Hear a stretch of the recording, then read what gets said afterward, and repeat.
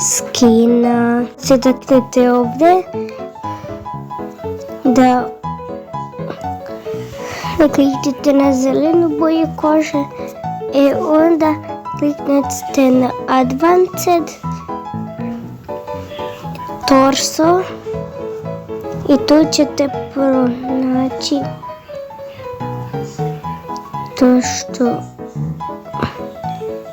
i onda samo evo imate ovo i sad evo ovdje ima nešto, ali se sjećam da možete da dobijete Green Ben skin. Ako imate ono što ima na glavi Green Ben, tražite Green Ben, to su neki drugari. Možete da kliknete na Medieval.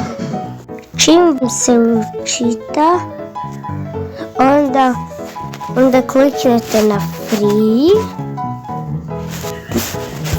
kliknete, Get Item se pojavi, meni se sad pojavio, Get kliknete i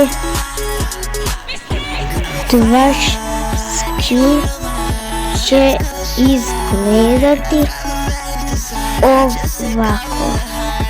I sad još nešto moram da vam kažem, nismo gotovi, još samo jedna stvar. Trebate